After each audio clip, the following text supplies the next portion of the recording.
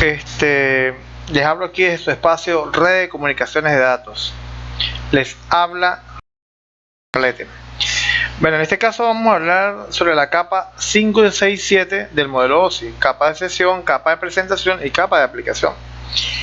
Igualmente, a su equivalente en el modelo TCP/IP, la capa de aplicación. Bien, bueno, comparando ya en instancia lo que es el modelo OSI y el modelo TCP/IP, como bien le dice en la apertura, aplicación, presentación y sesión en el modelo OSI corresponden a la única capa de aplicación en el modelo TCP/IP. Para nuestros efectos, pues vamos a ser más específicos partiendo desde el modelo OSI. Sin embargo, todo se concentra en la capa de aplicación del modelo TCP/IP. La capa 5 del modelo OSI, sesión. Bueno, esta es la que apertura las sesiones entre un host y otro. Sus funciones crean y mantienen diálogos entre las aplicaciones de origen y destino, o de origen o receptor. Administra el intercambio de información para iniciar diálogos, para mantenerlos activos y para reiniciar sesiones. O sea, él apertura la comunicación entre dos hosts, uno de origen y otro de recepción, y ante la caída de cualquiera queda la premisa si de continuar o no con la comunicación. Tenemos también la capa de presentación, que como bien dice la gráfica, ahí es la de encriptar datos y desencriptar datos. La capa de presentación tiene tres funciones principales: la codificación y conversión de datos de la capa de aplicación, la comprensión de los datos y la encriptación de los datos para su transmisión y posterior descifrado al llegar al destino. El host, en la capa de sesión, el host apertura la comunicación entre un origen y un receptor, un emisor y un receptor. En el caso de la capa de presentación, lo que hace es idealizar en un solo, vamos a decirlo así en lenguaje coloquial, en un solo idioma de entendimiento entre los dos hosts. Continuamos. ¿Cuáles son las generalidades? ¿Qué elementos son comunes en estas capas? ¿Cuáles son los formatos? Recordemos algo. En el modelo el nivel de los datos tiene un nombre. En este caso es dato. Ya no es trama, ya no es segmento, ya no es bit. Ya aquí se llama dato ciertamente. En el caso de la capa de presentación, ponemos como ejemplo los formatos y extensiones que normalmente utilizamos en nuestros archivos. Ese es el código de entendimiento entre un host y otro. Por eso ponemos aquí como ejemplo los grupos de expertos en películas, MPG. Esa es la extensión de las películas, de los videos.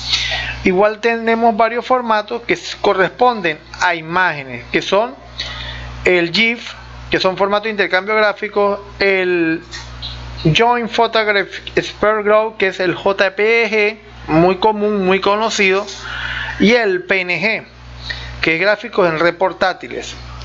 Esto del PNG, normalmente cuando hacemos descargas en red, vienen descargas en PNG. ¿Por qué? Por el bajo peso en su capacidad. Bien, ahora vamos a lo que es la capa de aplicación. La capa de aplicación define las aplicaciones de red y los servicios de internet estándar que puede utilizar un usuario. Estos servicios utilizan la capa de transporte para enviar y recibir datos. Ciertamente. Pero ¿qué en realidad es la capa de aplicación? Ese es el nivel directo con el usuario. No hay otra forma de definirlo. Es la capa directa con el usuario. Mire, hay elementos que están muy consanguíneos con lo que es la capa de aplicación y que son muy comunes para un usuario final. Los sistemas de nombres de dominio, que son las famosas direcciones de páginas web, los protocolos de transferencia de hipertexto, los HTTP, los protocolos de transferencia de correo, los SMTP, los protocolos de oficina de correo, los POP, el protocolo de configuración dinámica de host, los DHCP, el protocolo de transferencia de archivos, el FTP, y el protocolo de acceso a mensajes de internet, el STMP. Todos estos elementos pues son muy comunes y los vamos a detallar a continuación. El muy conocido HTTPS. Como allí se visualiza, cuando nosotros entramos a una página web, normalmente tiene ese precinto. Cuando la dirección por defecto, la URL, que es la dirección, vamos a llamarlo dirección web, página web, como bien pueda entenderse, es HTTP, protocolo de hipertexto. Y el AS está asociado a lo que es seguridad. HTTPS. Normalmente las páginas, por lo menos ahorita Google tiene un código de control, que si la página no es HTTPS, pregunta si es de confianza para el usuario. Dese en cuenta de eso. Pero bien, aquí dice que el HTTP y el HTTPS desarrollado para publicar y recuperar páginas HTML. Las páginas web por esencia están hechas en HTML. Ya que si los códigos dinámicos como PHP y otras extensiones, pero en esencia es HTML.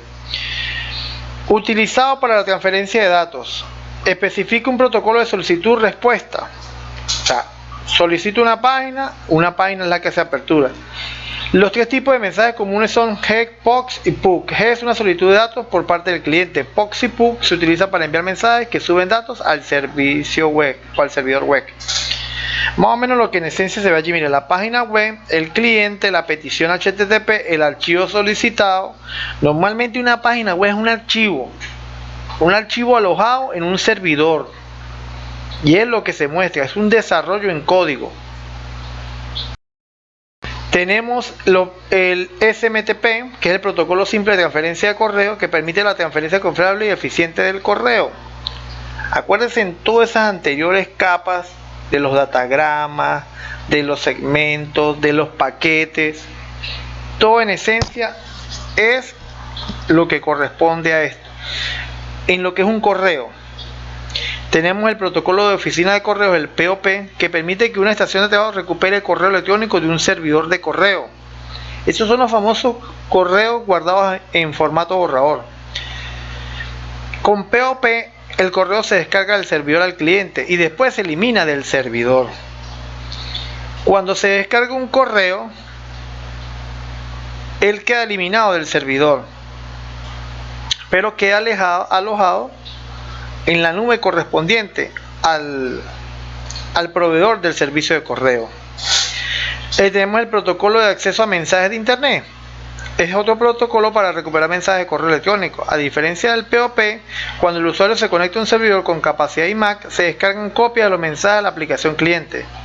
Los mensajes originales se mantienen en el servidor hasta que se eliminen manualmente. Esto es sencillamente la acción que mantiene un usuario con el correo. Recuperar correo, borrar correo, guardar correo en carpetas, buscar correos. Es más que un protocolo, es un servicio propio. Un servicio propio que en este caso son los navegadores los que nos lo proporcionan. Aquí tengo más al detalle. El protocolo simple de transferencia de correo SMTP transfiere correo electrónico. Esto es un paso a paso. El mensaje se debe tener en formato correcto. Los procesos del protocolo de transferencia de correo deben estar en ejecución tanto en el cliente como en el servidor. Normalmente es un servidor de correos que está activo y es lo que solicita un usuario final. El encabezado del mensaje debe tener una dirección de correo electrónico de destinatario y un emisor en el formato correcto. O sea, lo que se solicite, lo que se mantiene, lo que se comunica está en un mismo idioma, y eso nos lo proporciona la capa de presentación. Es lo que estandariza el lenguaje en que se entienden dos hosts. ¿Quién establece la comunicación entre los hosts? la capa de sesión. Entonces, para más o menos tenerlos al detalle, utiliza el puerto 25. Aquí tenemos el DNS. El DNS resuelve un nombre de persona elegible para la dirección de dispositivo de red numérico. Normalmente nosotros las direcciones son asociados en términos de una dirección IP, son números. El DNS proporciona esos nombres, es lo que caracteriza al DNS. Una dirección, ¿ve? Aquí hay un ejemplo del router, lo que corresponde y lo que en ciencia cierta es una dirección, muy asociada a las direcciones IP. Es en esencia lo que es el DNS. ¿Cómo es la jerarquía del DNS? Todos sabemos cómo se escribe un DNS, que es una dirección web, HTTP, HTTPS, // o www. La dirección. Tenemos los registros de nombres y tenemos las extensiones de correo. Normalmente lo que nosotros conocemos como .com, .org, .au, .co están las asociadas al tipo de página y están las asociadas a las extensiones por nación, en la que pudiera estar el servidor o el desarrollador o el promotor de la página. Eso es la jerarquía del DNS. Eso por lo común es lo que nosotros como usuario final manejamos y entendemos como tal. Tenemos el protocolo de configuración dinámica de host, el DHCP. Permite que un host obtenga una dirección IP de forma dinámica. Eso está muy asociado cuando nosotros le asignamos a equipos o a hosts o a dispositivos direcciones IP. Él de forma dinámica le otorga una dirección IP asociado al proveedor de servicio. O sea, él establece un tipo de comunicación. Dice, se establece contacto con el servidor de DHCP y se le solicita la dirección. Este elige la dirección de un rango de direcciones configurado llamado pool y se la concede al host por un periodo establecido. Normalmente en nuestros equipos, en nuestros hogares, cuando tenemos un proveedor de internet, no le asignamos dirección IP. Es el DHCP que le asigna la dirección IP a nuestro equipo para que establezca comunicación con un servidor externo o un emisor o quizás un receptor. El DHCP se utiliza para hosts de uso general como los dispositivos para usuarios finales. El discernimiento estático se utiliza para dispositivos de red como gateway, switches, servidores e impresoras.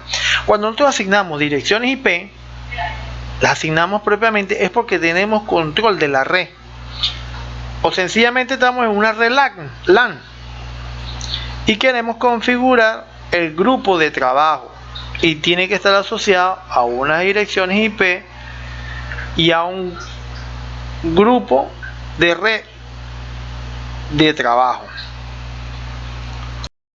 Tenemos el protocolo de transferencia de archivos. Este es el FTP.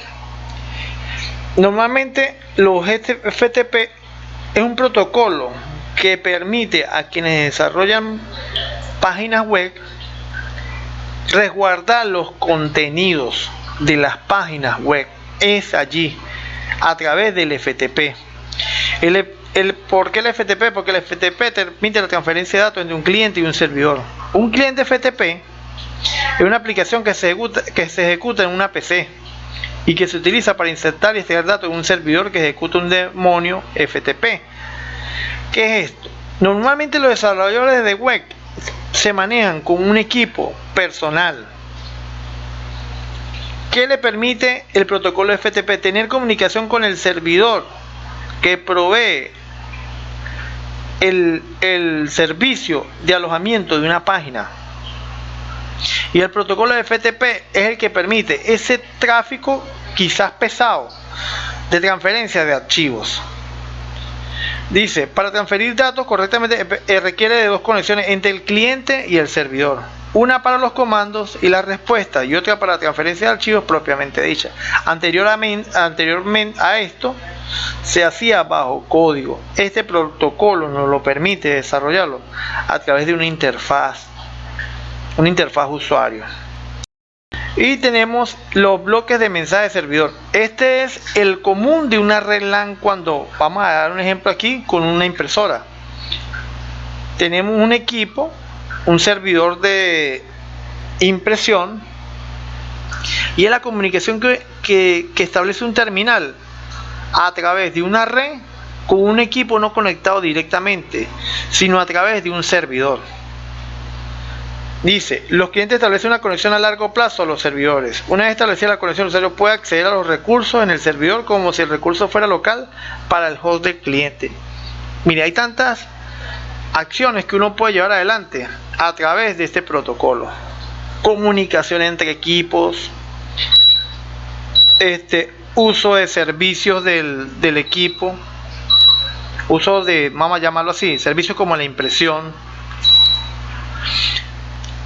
compartir carpetas, o sea, comunicación entre terminales, y solo con el uso de un servidor, y en algunos casos también aliado a un dispositivo de red como un switch en el pleno de toda posibilidad que esté establecido y programada para tales fines. Esto es lo que ha correspondido a la capa 567 del modelo OSI y su equivalente, la capa de aplicación en el modelo TCP/IP. Muchas gracias.